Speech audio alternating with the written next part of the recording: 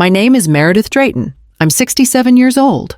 That evening in Charleston was unseasonably calm for November, the kind of stillness that makes you feel something is about to shift. The air from the marsh carried salt and pine, and the last light filtered gold through the live oaks along the harbor. I had just poured my tea when my phone rang. It was Evan. He rarely called anymore. Our conversations had dwindled to short texts about errands or reminders, but his voice that evening was measured, almost formal. "Dinner tonight. Mom," he said, "at our place." "Just us." "Just us," I repeated. "Yeah, 6 o'clock. Claire's cooking. You'll like it."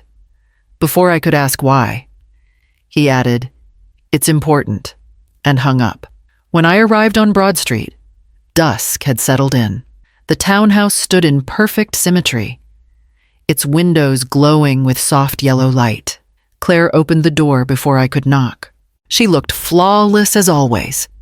Cream dress, pearl earrings, the faint scent of white lilies. "Meredith," she said brightly, a smile just wide enough. "You look wonderful. Come in." The scent of roasted chicken and citrus filled the house.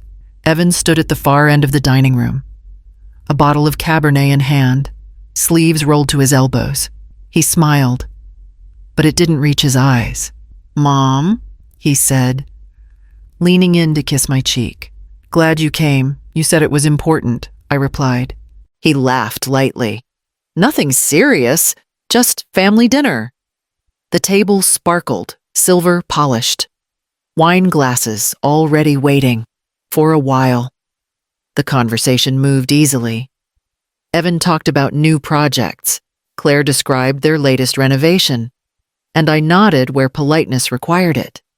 Yet every sentence felt rehearsed, as though I had walked into a play halfway through. Evan poured my wine and asked about my bridge club, my health, whether I still went walking on the Battery. His tone was pleasant but distant, a polite son playing his role. I studied him quietly, the neat haircut, the pressed shirt, the careful precision in the way he folded his napkin after each sip. Midway through dinner, Claire stood. I almost forgot. She said and disappeared into the next room. I heard a drawer slide open, paper shifting. When she returned, she carried a thin manila folder and placed it beside Evan's plate without speaking. He smiled, clearing his throat. "Before dessert, could you take a look at something for me?" "What kind of something?" I asked. "Just routine paperwork," he said easily. "You know how complicated taxes get with the estate. It'll take 2 seconds." He nudged the folder toward me. The air in the room seemed to thicken. The ticking of the mantel clock grew louder. I could hear the faint hum of the refrigerator in the next room, the scrape of Claire's fork against her plate. "Now?" I asked, keeping my voice steady. "It's easier if you sign before we eat," Evan said, reaching to refill my glass. Claire's smile stayed fixed, but her hands were restless. I opened the folder, typed pages. Keen and Associates letterhead. The same formal language I'd read 100 times before. The first page spoke of estate adjustments, property allocations. Nothing alarming. But halfway down the next sheet, a line caught my eye. Transfer of estate authority. Claire Drayton. My stomach tightened. I read it again. The words remained the same. Neat and deliberate. A kind of quiet fell over me, not shock, not fear, just an eerie clarity. Years of business meetings and charity galas had trained me to keep my expression composed. I closed the folder carefully and smiled as if nothing inside it mattered. "Well," I said lightly, "it looks straightforward enough. I'll review it tomorrow when I can see the details properly." Evan's jaw tensed almost imperceptibly. "It's fine, Mom. You can trust me." "I do," I said. "That's why I'd rather read it carefully." The silence that followed was thin but sharp. Claire adjusted her necklace. The candle flames trembled. Then Evan forced a small laugh. "Sure? Later's fine? We finished the meal, quietly weather, local taxes, polite laughter that didn't last. I smiled when they hugged me goodbye, pretending nothing had changed. But the warmth between us felt counterfeit, like light reflected on glass instead of fire. Outside, mist rolled through the narrow streets, turning the gas lamps to halos. The cobblestones were slick beneath my shoes as I walked to my car. The folder rested in my bag, still warm from Evan's hands. I didn't open it again that night. Not yet. The drive home was slow, the air from the harbor cool against my face. Charleston slept in silence, but the quiet no longer felt peaceful. Something inside me had shifted small, certain, irreversible. I didn't sleep that night. The sound of the clock in the hall marked each minute too loudly, a pulse that refused to quiet. The manila folder lay on the dining table where I had set it down when I came home, its pale edge catching the moonlight like a waiting mouth. By dawn, I finally sat before it with a cup of coffee gone cold and opened the clasp. The first page was full of phrases I had seen hundreds of times before: real estate allocations, trust updates, marital property amendments. Gregory and I had worked with attorneys for decades when our company grew, so none of it looked foreign to me. What stopped me was the third page. Transfer of estate authority. Claire Drayton. The words were so clean, so ordinary, they almost disappeared in the sea of legal language. But I understood what they meant. This wasn't a routine filing. It was the quiet beginning of an erasure. For several minutes, I couldn't move. I traced the letters with my fingertip as if touching them might make them change. I thought of Evan, how small his hands had been the first time he held a hammer beside his father. How proud he'd been when we signed the papers for his first investment property. I remembered the afternoon he told me, eyes shining, "I'll make you proud, Mom." Somewhere between then and now, that promise had turned into something else entirely. By mid-morning, I put on a sweater and walked along Colonial Street, letting the air steady me. Charleston mornings have a way of softening hard edges, the smell of the sea, the clipped laughter from the carriage tours, the jacarandas still blooming out of season. I needed the normalcy.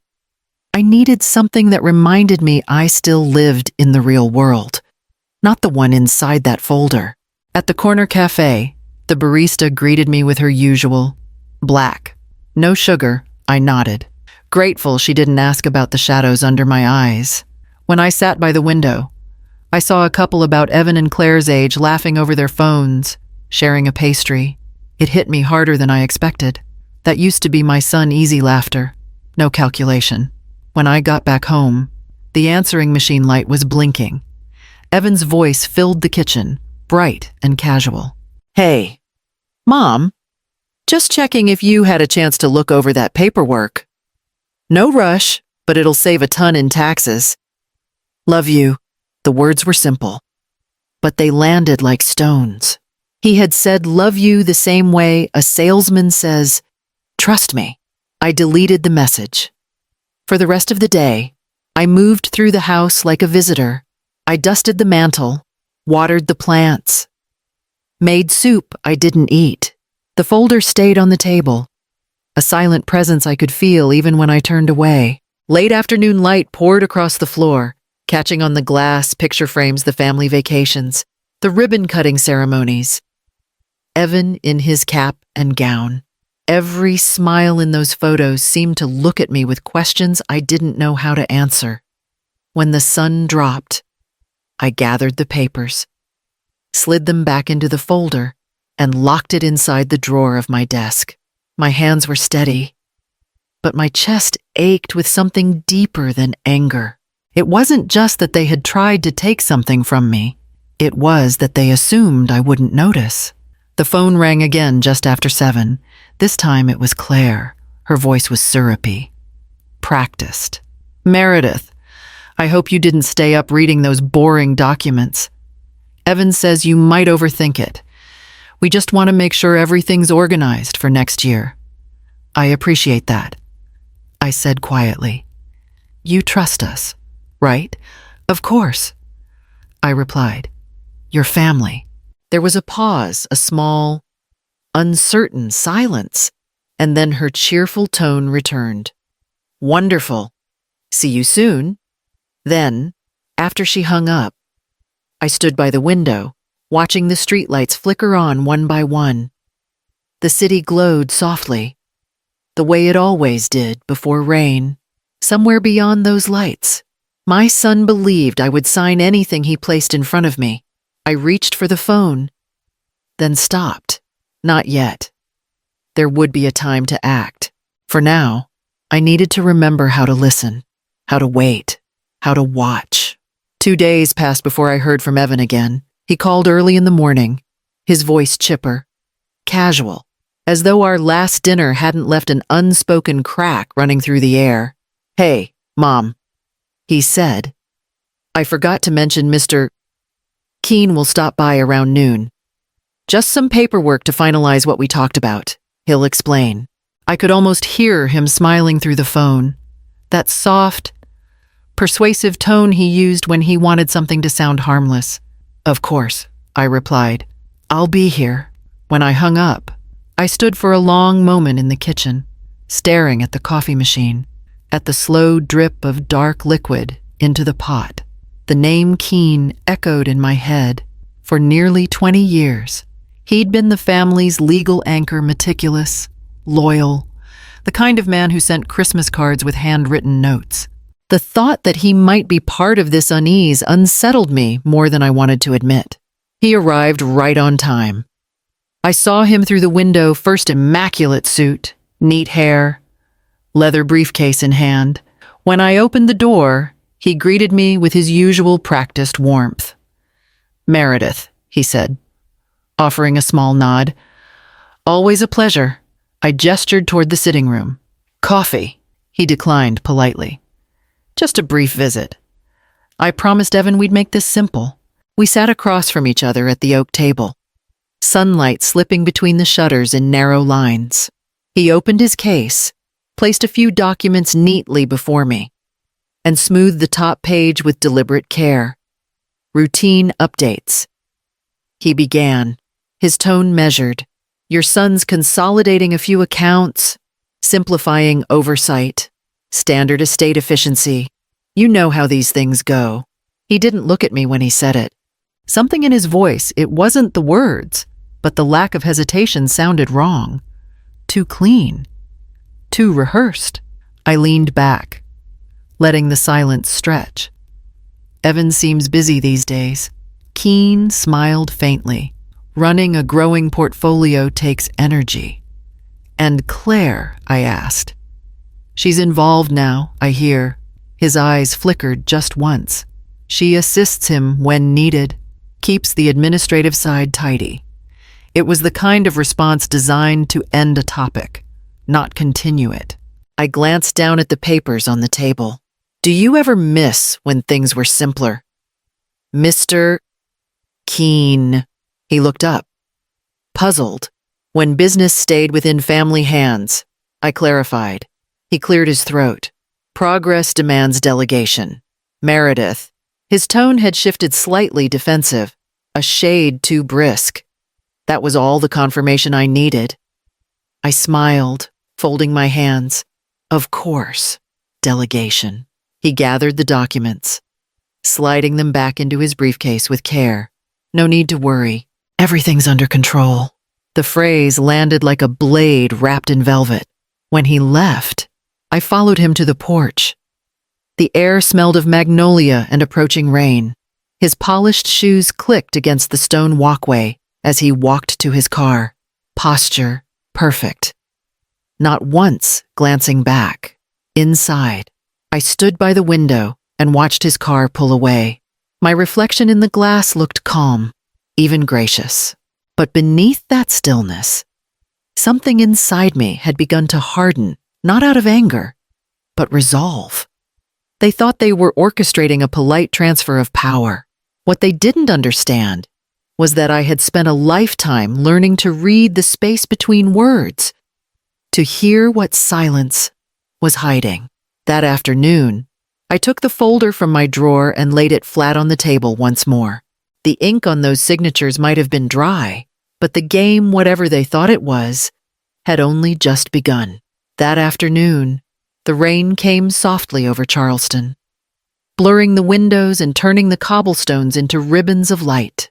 I spent the hours after Mr. Keene's visit walking through the old house on Colonial Street, the one my husband, David, and I had restored room by room over 35 years.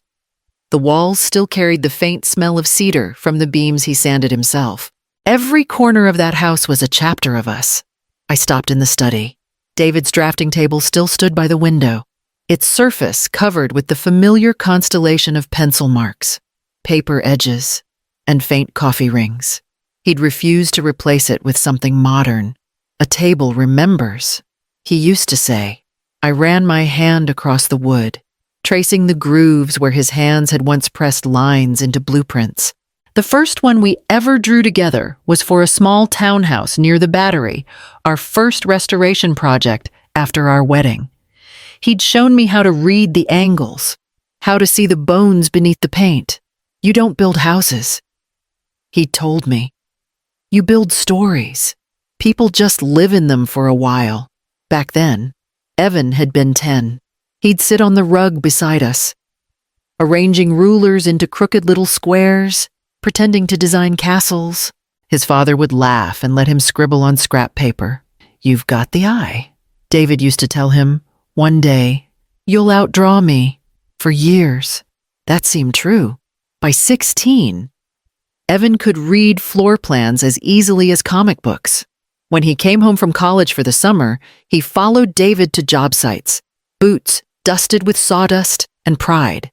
He was patient, then gentle, eager to learn. But something changed after David died. It wasn't sudden, just a quiet shift that grew sharper over time.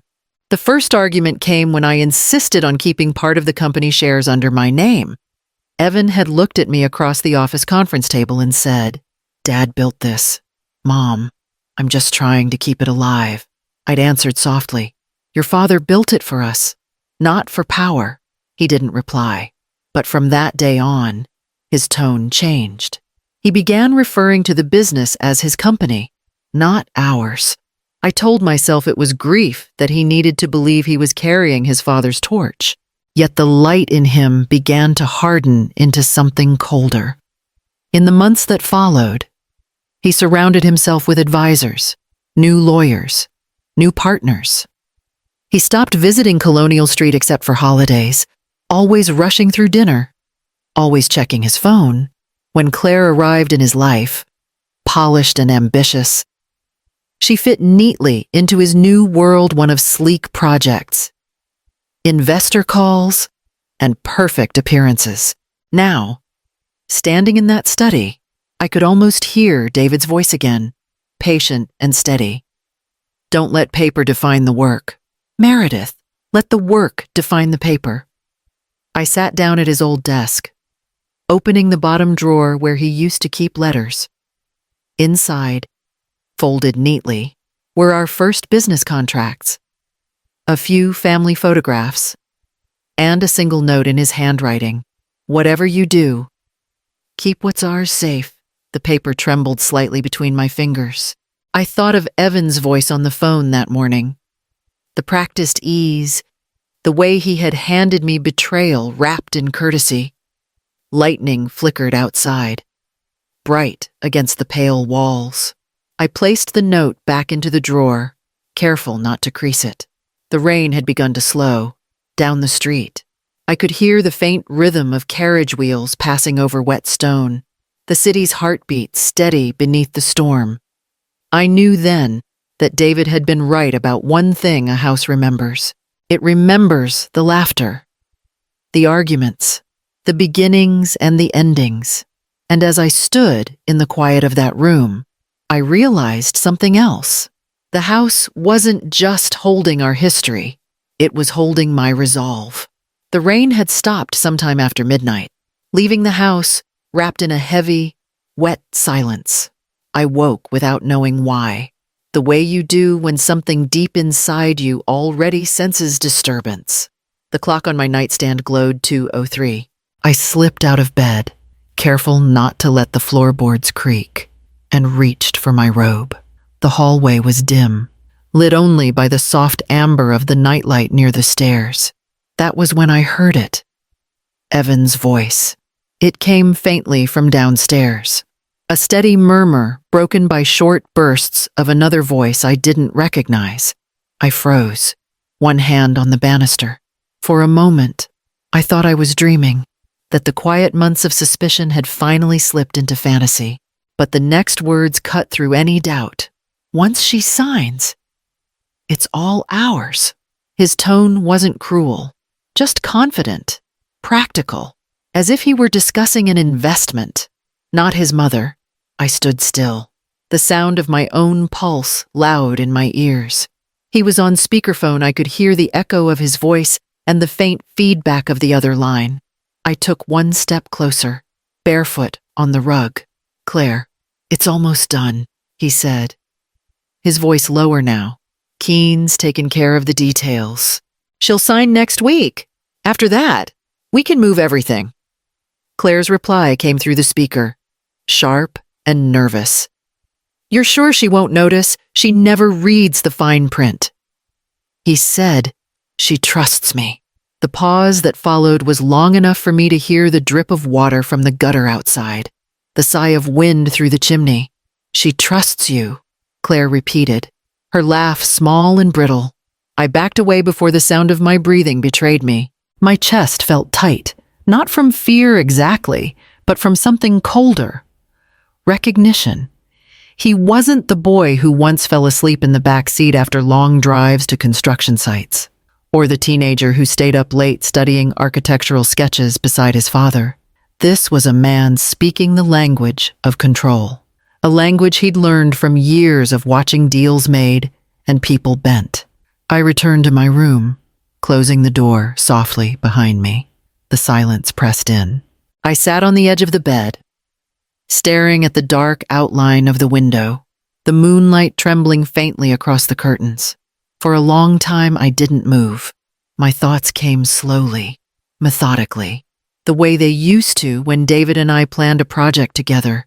You could panic and lose the structure, or you could breathe, see the blueprint clearly, and find the next line to draw. I thought of David's note tucked in the study drawer. "Keep what's ours safe." I thought of Evan's voice. So steady, so sure. "She trusts me." He was right. I had trusted him. For all his distance and ambition, I had still seen him through the lens of motherhood, someone to protect. Not from... The rain started again, around 3. Light drops at first, then heavier, against the roof. I sat beside the window and watched the reflection of streetlights shimmer in the puddles on Colonial Street. The city was sleeping, unaware that my world had tilted on its axis. I tried to remember the last real conversation we'd had, not polite updates or surface chatter, but truth. It had been 2 years ago, maybe more. The night he'd asked me to let him oversee the family trust. I'd said no, explaining it wasn't about control, but legacy. He'd smiled then, though his eyes had gone cold. Legacy. He'd said, "That's just another word for ownership, Mom." I hadn't understood it then. Now I did. At dawn, when the light began to slip across the harbor, I rose and made coffee. The kitchen felt unfamiliar. Every sound amplified the hum of the refrigerator, the clink of the spoon in the cup. I looked at the folder still locked in my desk and realized it wasn't just paper anymore. It was a map of what he intended to take, piece by piece, until there was nothing left with my name on it. But something had changed in me during that long night. The shock was gone, replaced by something steadier. Not anger, not grief, just a quiet understanding that if my son wanted to treat this as a transaction, he would soon learn I had spent my life mastering the language of details, the fine print he assumed I would never read. By the time the first light touched the water outside, I had already decided what to do. By the next morning, the decision had already settled in me like a quiet stone. I dressed with care, gray wool dress, small pearl earrings, the kind of simplicity that never called attention to itself, and drove across the bridge toward downtown Charleston. The air smelled of salt and diesel from the harbor, and the traffic was thin, the city still half asleep. Keene and Associates occupied the second floor of a brick building overlooking Meeting Street, a place David and I had visited countless times when life was predictable and contracts were signed in good faith. The receptionist, a young woman I didn't recognize, looked up as I entered. "Good morning," she said brightly. "Good morning," I returned. "I have an appointment with Mr. Keene." She offered a professional smile. "He's expecting you, Mrs. Drayton. Go right in." The scent of old paper and lemon polish greeted me as I stepped into his office. Keene rose from behind his mahogany desk, moving with the same smooth precision he'd always had. His hair was thinner, his face a little more lined, but the smile was unchanged, measured, deliberate. The kind of smile lawyers practice until it looks sincere. "Meredith," he said, extending his hand. "It's been too long." "Too long," I agreed, shaking it. I thought it was time to update my will. For a moment, a flicker crossed his face, something small, almost imperceptible. Surprise. Maybe. Then he nodded, gesturing toward the leather chair across from him. "Of course," he said. "I've actually been meaning to reach out. Evan mentioned you might want to streamline your estate structure." He sat down again, straightening the stack of files before him as if aligning paper could steady his thoughts. I watched the movement, calm and patient, the way you might watch a man stepping carefully across thin ice. "I suppose he did," I said lightly. "My son seems very proactive these days." Keene's laugh came too quickly. "Yes, well, it's a good thing. Always better to plan ahead." He opened a folder, pulling out several sheets already marked with colored tabs. The top page bore the familiar letterhead, Keene and Associates, in clean serif type. "I've prepared some recommendations," he continued. "Nothing binding yet. Just ideas to help reduce exposure to unnecessary taxation. For instance, transferring certain holdings under Claire's management for administrative efficiency. She's been assisting Evan in overseeing assets. And it might simplify Claire," I interrupted softly. "That's an interesting choice." He blinked, adjusting his glasses. "Purely procedural," he said quickly. "No ownership changes, of course. Simply naming her as a temporary executor for specific accounts, routine optimization." There it was, the rehearsed phrase. Routine. I could almost hear Evan's voice echoing through his. I let a small silence stretch between us, the kind that makes men in control start to fidget. Keene's eyes flicked toward the window, then back to the papers. "You've always been so thorough," I said finally. "David trusted you with everything." He smiled at that, though his fingers tightened slightly around his pen. "Your husband was a brilliant man. You both built something extraordinary together. I consider it an honor to help preserve that legacy." I nodded, holding his gaze. "Then you'll understand why I'm cautious about signatures these days." The pen slipped faintly against his thumb, a tiny betrayal of composure. "Of course. I'd expect nothing less." He slid the folder toward me. "Just a few preliminary forms. Nothing urgent." I placed my hand on the folder but didn't open it. "You've always said there's no such thing as non-urgent legal documents, haven't you?" He hesitated, and the room's air seemed to tighten. "That's true," he said after a moment, voice quieter. The mask cracked then, just a little. His eyes, once confident, had a nervous brightness behind them. I saw it for what it was, guilt, dressed in professionalism. I smiled. "Then I'll take these home, read them properly, and bring them back once I've thought them through." "That's perfectly fine," he said quickly. "Take all the time you need." When I stood to leave, he rose too, following me to the door. "Always a pleasure." "Meredith," he said, voice lighter than before, but his hands trembled slightly as he reached for the doorknob. Outside, the hallway smelled faintly of rain and coffee. The receptionist looked up with a cheerful, practiced smile, unaware of the quiet battle that had taken place behind that polished door. I stepped out into the street. The sky low and gray over the city. The wind carried the scent of wet asphalt and distant sea. I tightened my coat and started walking toward the car. The folder tucked under my arm.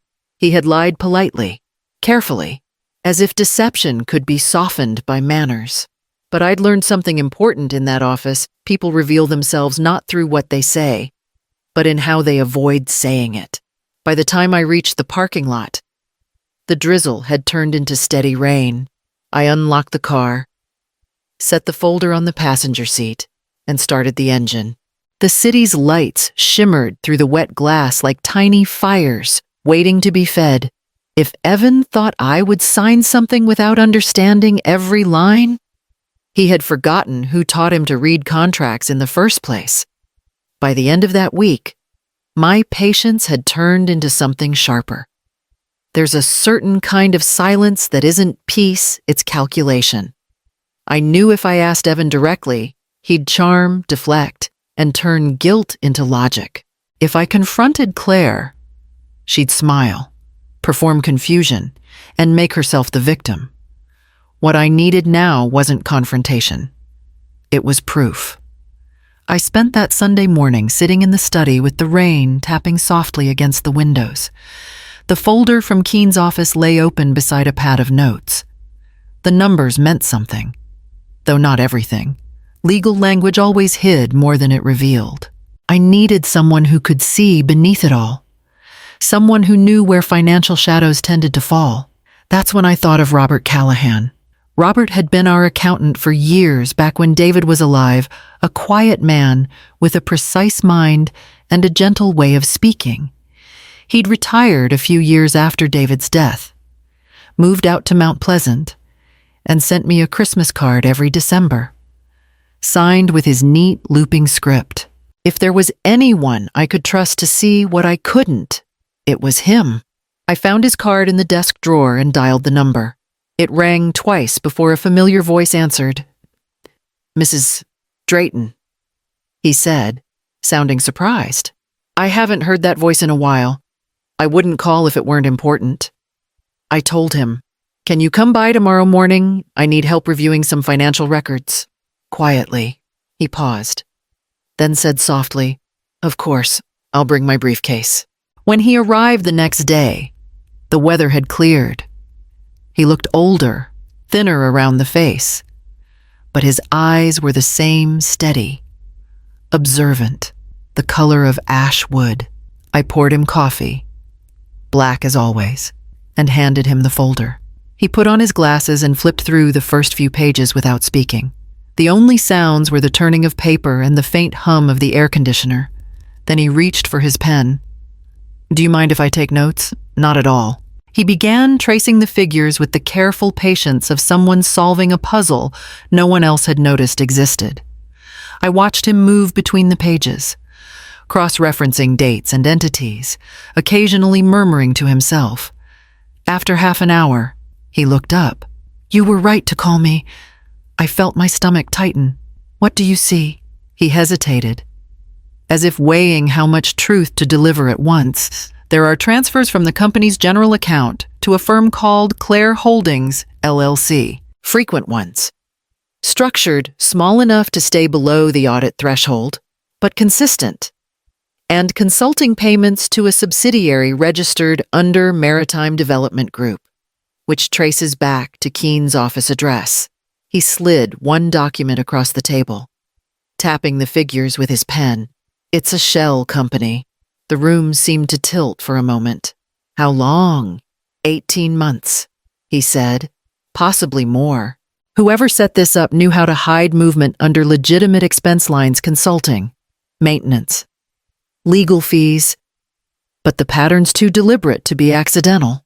I stared at the numbers until they blurred. Every column felt like another inch of distance between the sun I raised and the man I now had to outthink. Robert leaned back, studying me. You want me to go deeper? Yes, I said. Everything you can find, every transfer, every account. I need to know exactly what's missing. He nodded, gathering the papers into a neat pile. I'll need a few days. After he left, I sat in the quiet and let the weight of it settle. The betrayal wasn't a knife, it was a series of signatures, small and deliberate. It was paperwork, each line a quiet decision to erase me. That night, I walked the length of the house, room by room. The portraits on the wall, David with his plans spread across the drafting table, Evan at his graduation. The three of us standing before the first completed property felt almost like witnesses to something I didn't yet know how to face.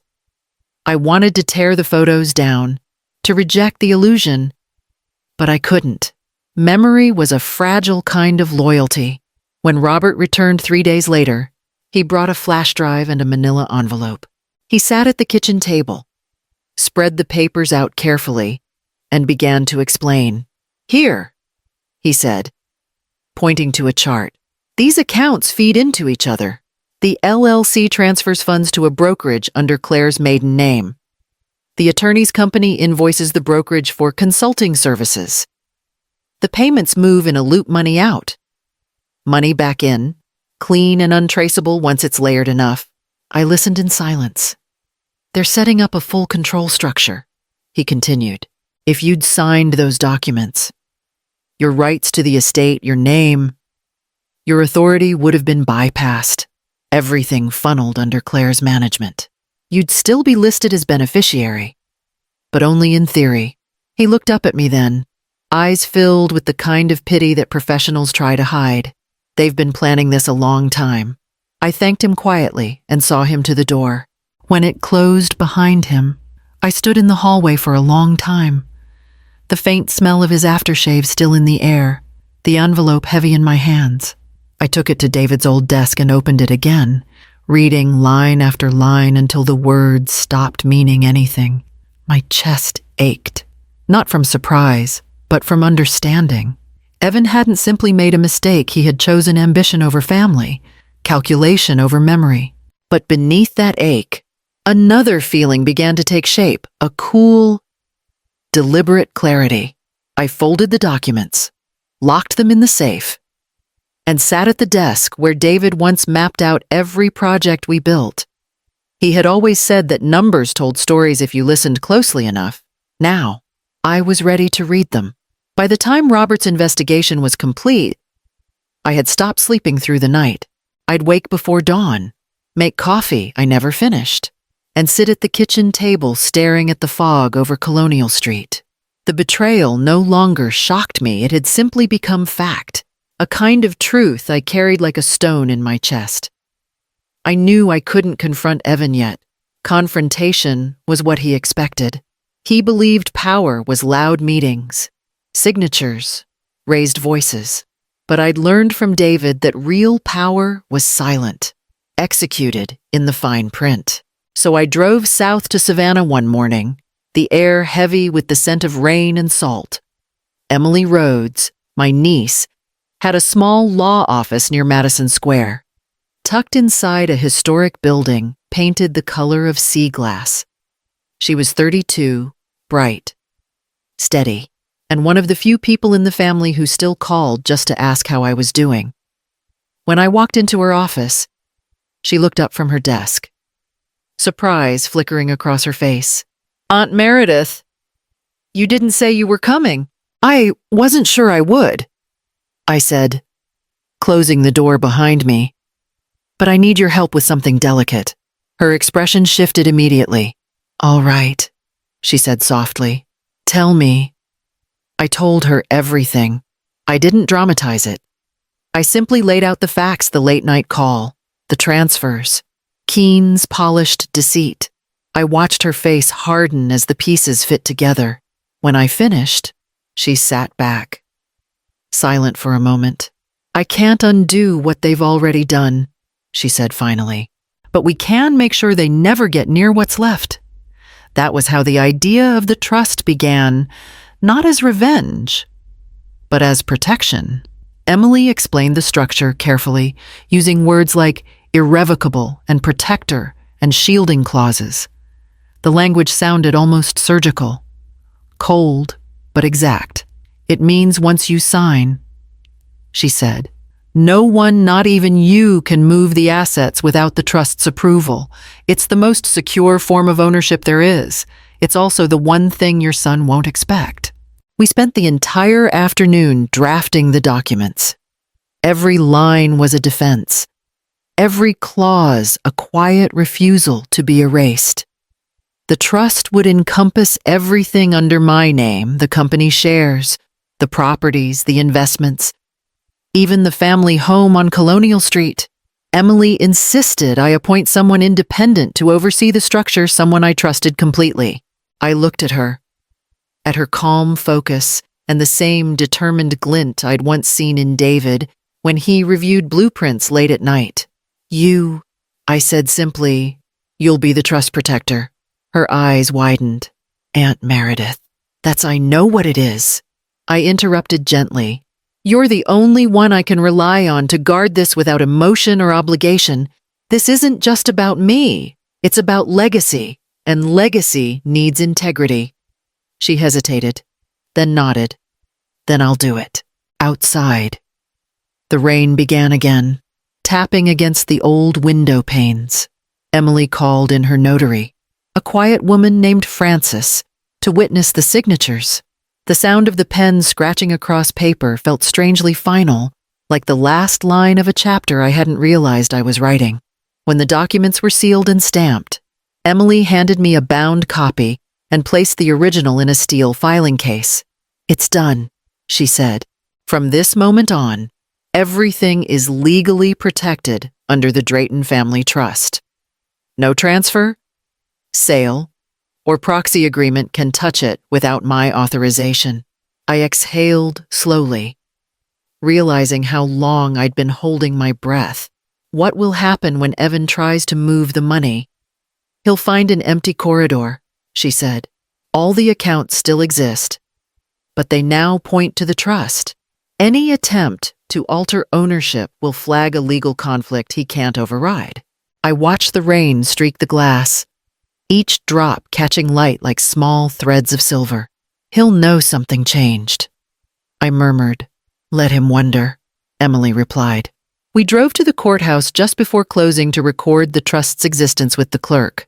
The building smelled faintly of ink and marble polish. When I stepped back onto the sidewalk afterward, the city lights had begun to glow through the mist.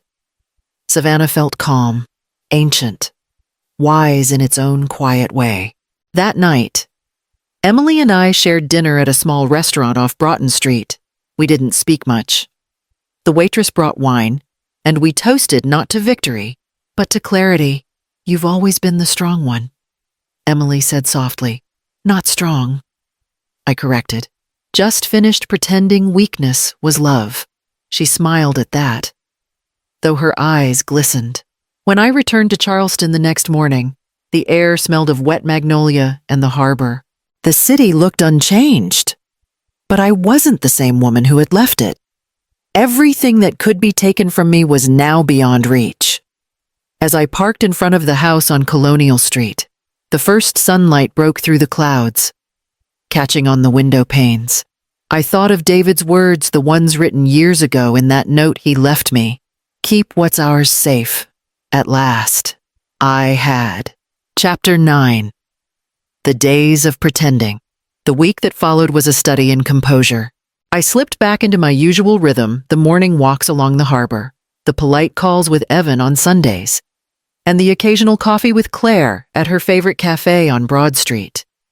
From the outside, nothing had changed. Claire greeted me each time with that effortless charm she had perfected. You always know how to look elegant without trying, she said once, stirring her latte with manicured precision. I smiled, thanking her. careful not to let the pause stretch long enough for truth to escape through it.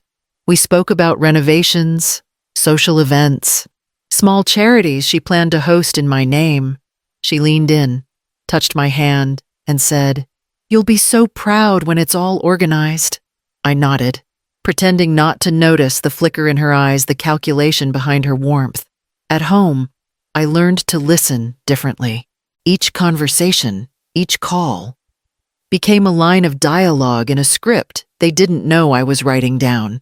I saved voicemails, forwarded financial updates to a separate account, and kept a recorder in the drawer beside the phone. The habit felt unnatural at first, but then it became routine, an invisible layer of armor. Late at night, I organized everything: documents from Keen's office, bank statements, recordings labeled by date. I placed them in David's old safe behind the bookshelf in the study, where the scent of his cedar pipes still lingered.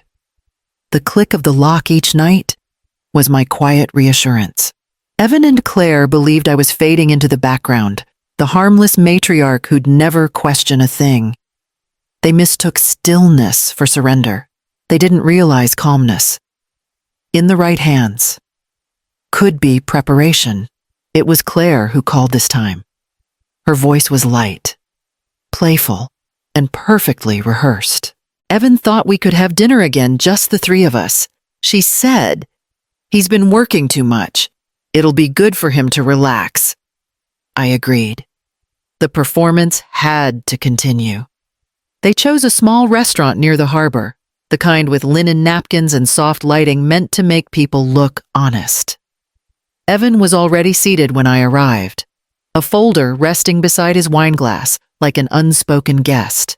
Claire smiled as she stood to greet me, her perfume faintly sweet, her hand cool when it touched mine. "You look wonderful, Meredith," she said, "and you look prepared." I answered, glancing at the folder. Evan's laugh came too quickly. "Don't start, Mom. It's just tax paperwork. Keen's been nagging me to get everything finalized before the quarter ends." "Of course," I said, sliding into the chair opposite him. "You know how much I love tax season." We ordered wine. The waiter moved quietly, placing the bottle between us like a truce offering. Conversation drifted over small topics: the weather, the harbor, the new development Evan had just purchased downtown. But beneath every word, I could feel the tension threading through the air, delicate but deliberate.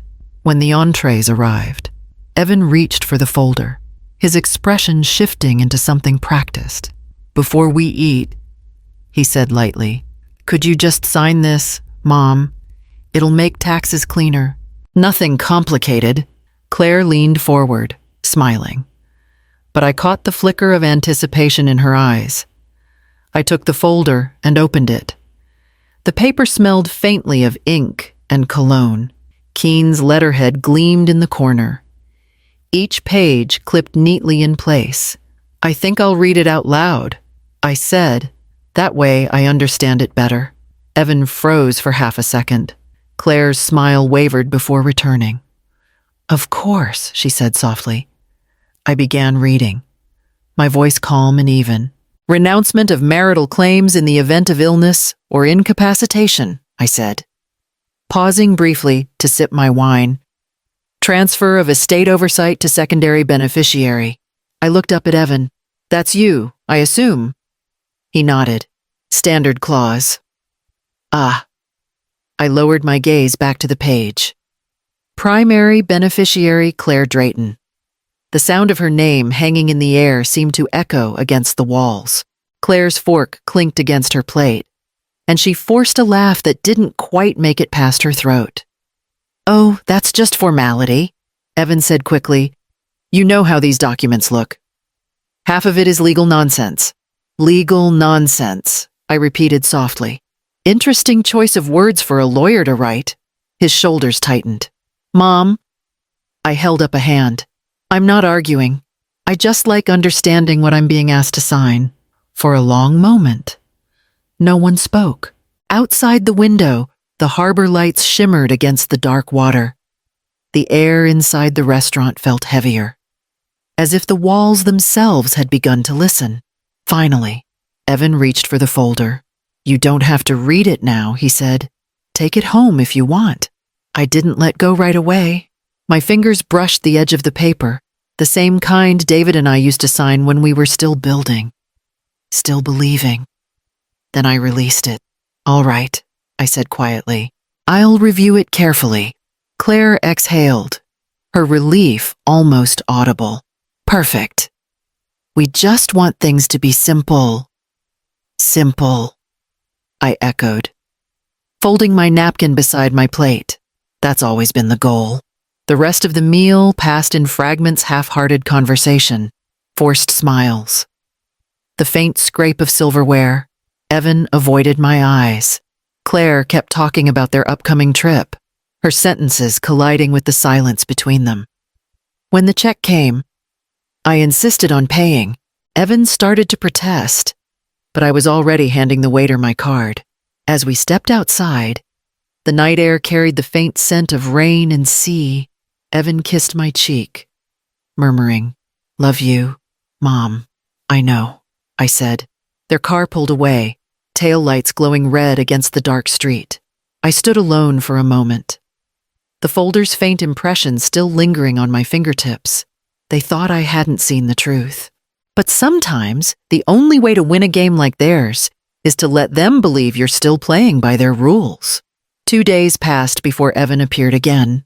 He arrived unannounced, as if that would make his presence feel natural. I was sitting in the garden pruning the hydrangeas when his car pulled up the drive, its engine cutting through the still afternoon air. He didn't bother with pleasantries. "We need to talk," he said, striding toward me. I wiped my hands on my gardening gloves. "Then talk." He looked restless, his tie crooked, his hair slightly disheveled. For the first time, I saw not confidence, but desperation, simmering beneath the surface. "I've been patient, Mom," he began, his tone controlled but sharp. "You're making this harder than it needs to be. The documents are ready. You just have to sign them. I told you I'd review them," I said evenly. "That hasn't changed." He exhaled hard, pacing. "You're overcomplicating everything. It's just estate management. Claire and I are trying to protect you." "Protect me," I repeated. "From what?" He hesitated, then looked away. "From mistakes. From people taking advantage of you." The irony was so thick I almost laughed. Instead, I straightened my gloves. "I've lived 67 years without your protection, Evan. I think I can manage a few more." His face tightened. "You're being unreasonable.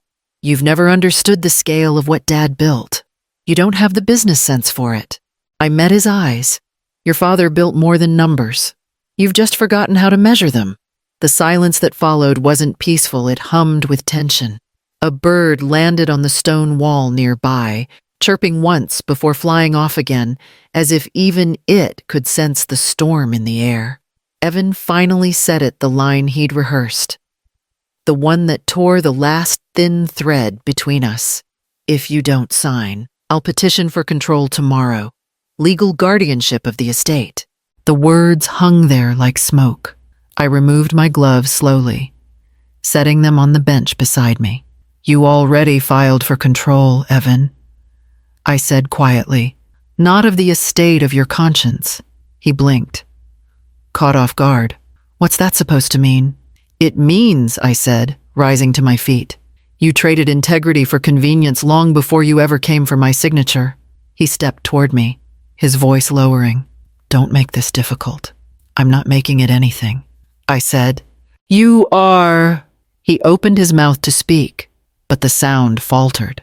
For a fleeting second, he looked like the boy I once knew, stubborn, proud, but unsure of his own strength. Then it was gone. I brushed past him toward the house. The air inside was cool and still, scented faintly of the jasmine from the open window. I could hear his footsteps behind me, the scrape of his frustration dragging across the tile. At the doorway, I turned once more. Dinner's in the fridge if you're hungry, I said, but the table's no longer yours to set.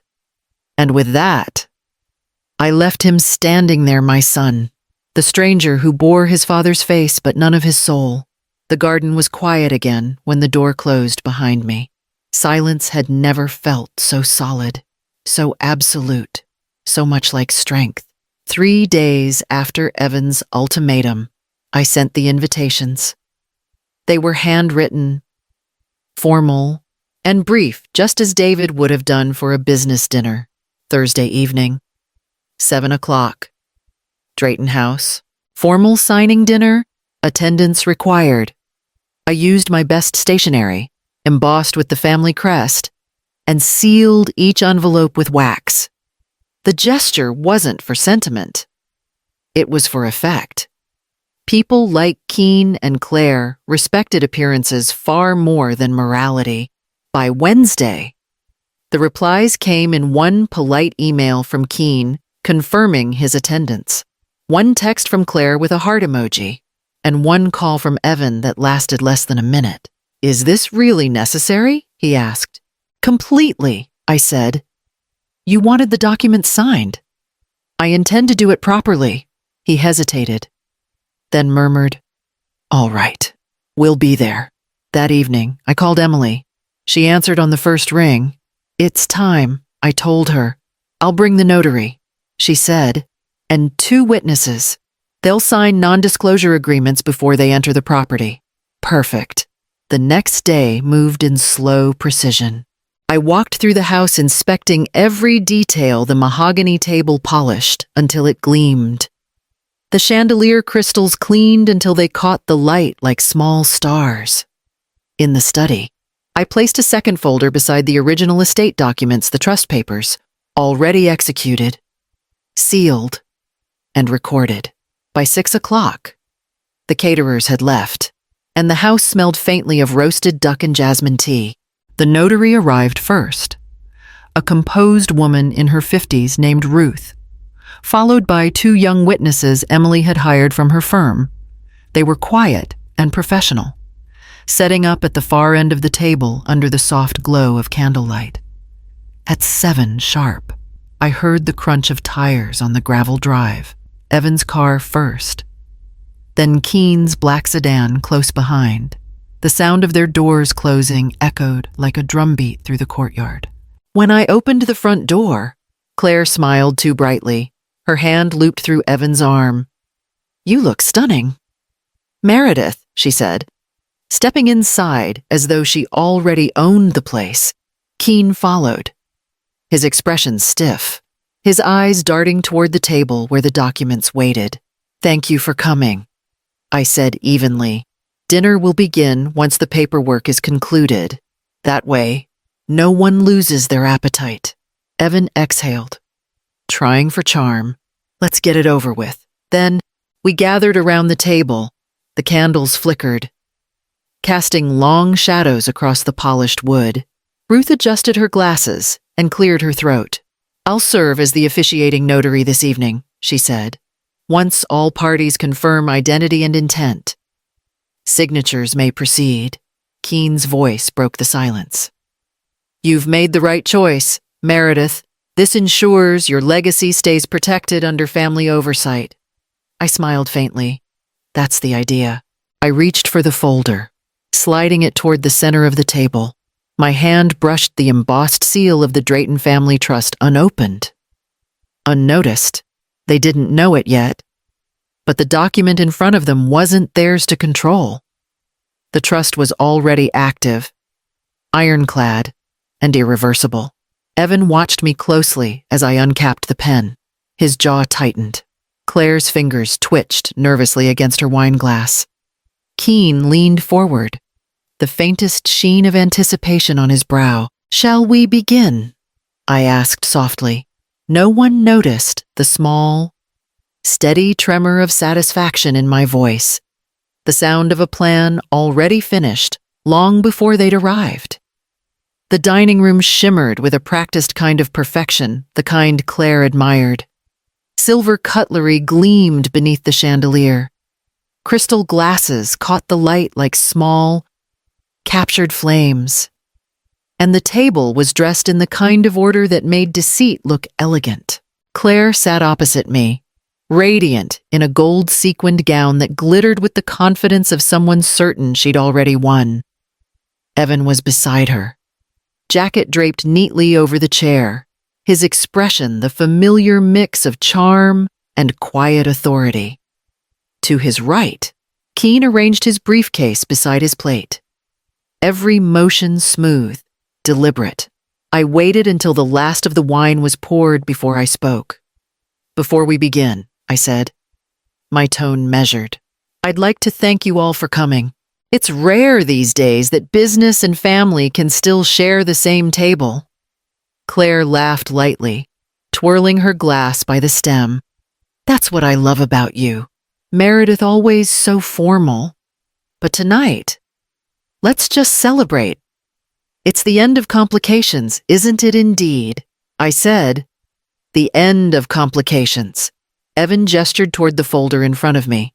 "Let's handle the paperwork first. Then we can all relax, of course." I reached for the folder.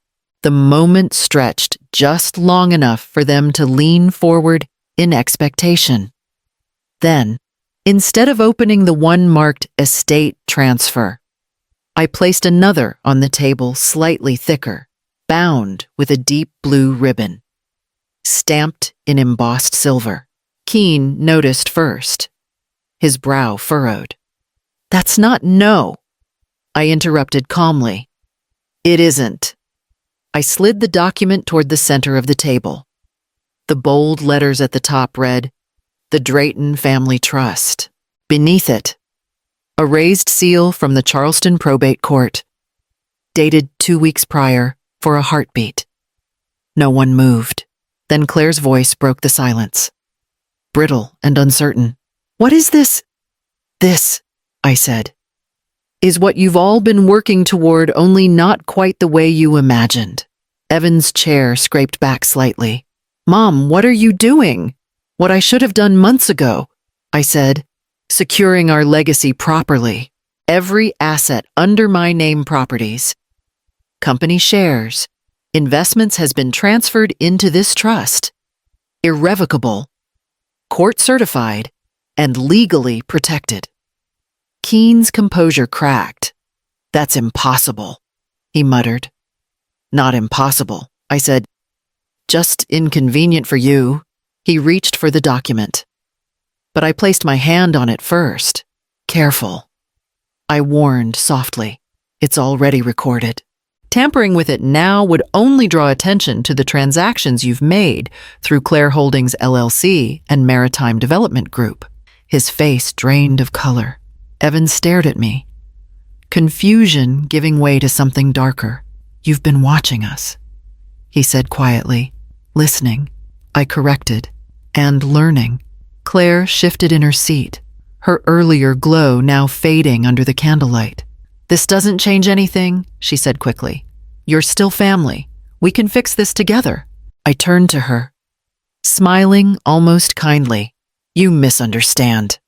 Claire, this isn't punishment. It's protection. And it's already beyond fixing." Evan's voice rose, sharp with panic. "You don't understand how this looks. If this goes public—" "It won't," I said, "unless you make it." The notary, Ruth, had remained silent until now, her pen poised above the record book. She looked from me to the others, her professionalism unshaken. "Mrs. Drayton, for the record, you're confirming that all previously discussed estate documents are null and void under this trust."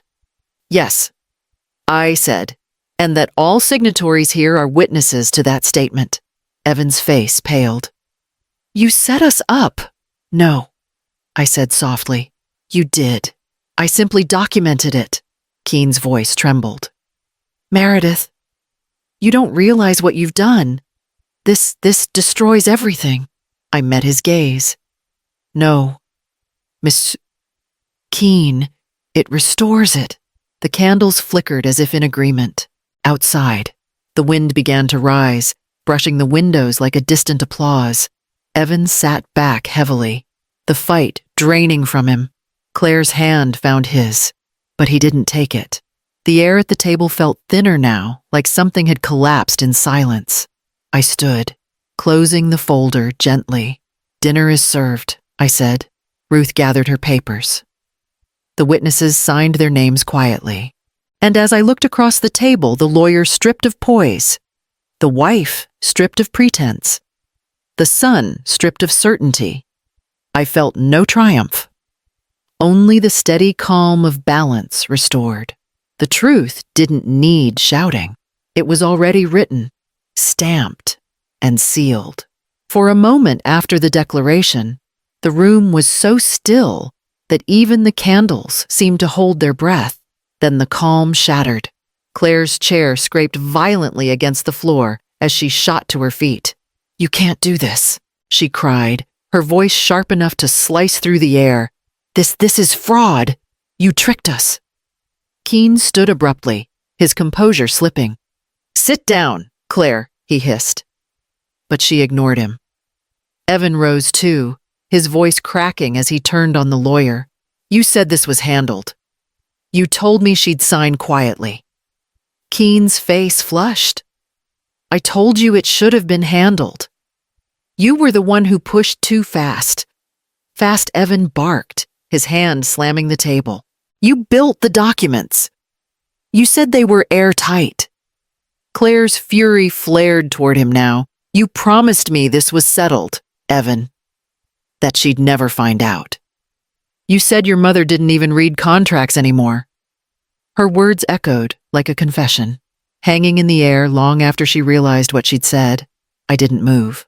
I let the chaos unravel, each accusation tangling into the next. Then, when the noise reached its breaking point, I reached for the small silver recorder on the table. "Enough," I said quietly. Their voices fell away. I pressed the button. Evan's voice filled the room, familiar, calm, devastatingly clear. "Once she signs, it's all ours." The silence that followed was heavier than anger, denser than guilt. Keene's hands dropped to his sides, his face turning the color of ash. Claire's mouth opened, but no sound came out. Evan stared at the recorder as if it were something alive, something that had betrayed him. His lips parted. "Mom," I looked at him. "My son, the boy who used to bring me hand-drawn floor plans and ask if the windows looked right. You said those words." I told him softly. "Every one of them. I didn't mean you meant enough." I interrupted. Claire backed away, shaking her head. "This is insane. I'm not staying here."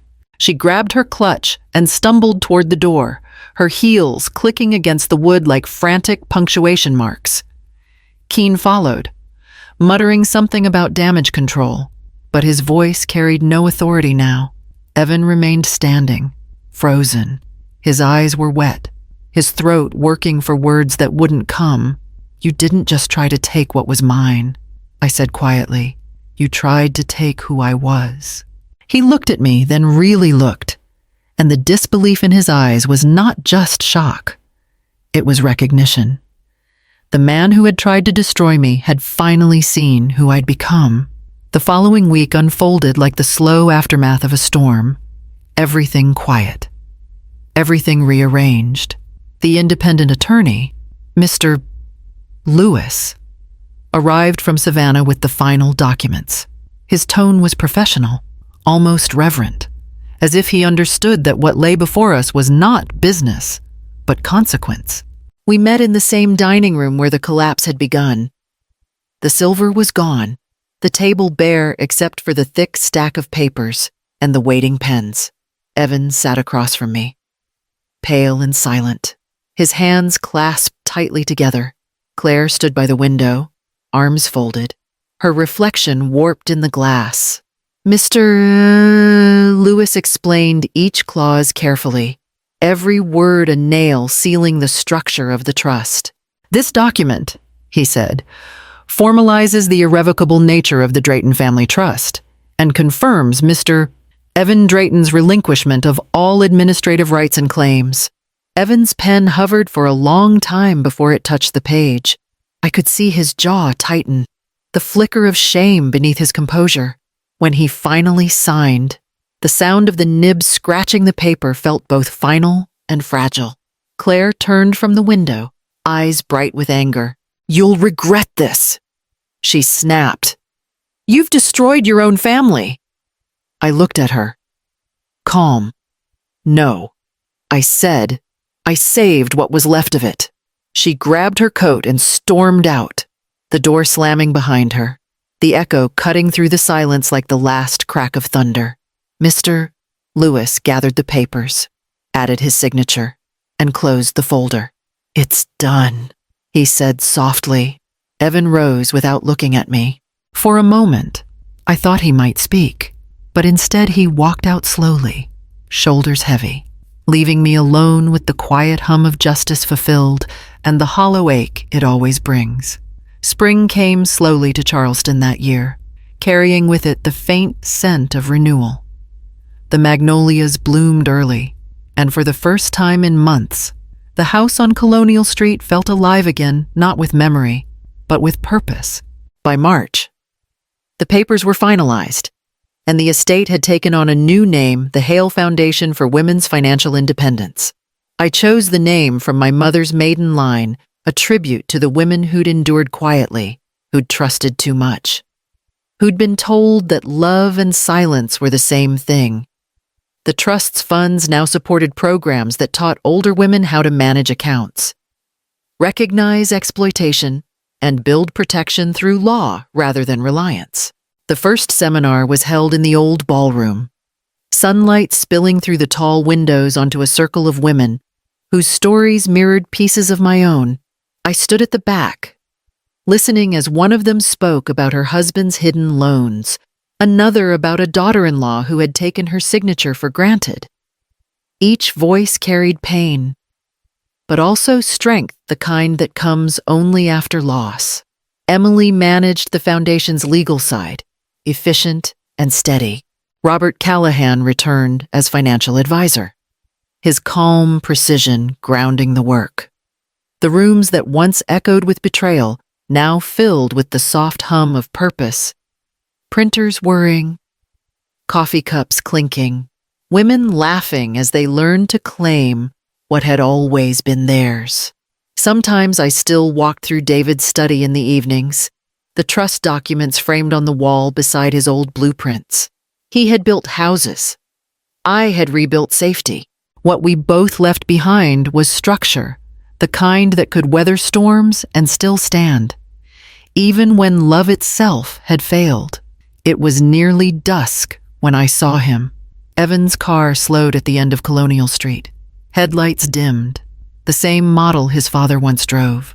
He stepped out quietly, holding a small bouquet of white lilies. For a long moment, he just stood there, looking at the house, his childhood home, the place he had nearly turned into a battleground. He didn't knock. He didn't call. He simply walked up the steps, placed the flowers on the porch railing, and stood with his head bowed. The evening breeze lifted his hair, and in that fleeting light, he looked younger again, less the man of ambition, more the boy who once drew houses beside his father's desk. When he turned to leave, I didn't call out. Some words are better left unspoken when the heart has already heard them. After his car disappeared down the street, I stepped outside. The air smelled faintly of magnolia and sea salt. I reached for the porch light, the one David had wired decades ago, and flicked it on. The glow spread softly across the yard. "This light isn't for waiting anymore," I whispered. "It's for peace." And for the first time, the silence felt kind.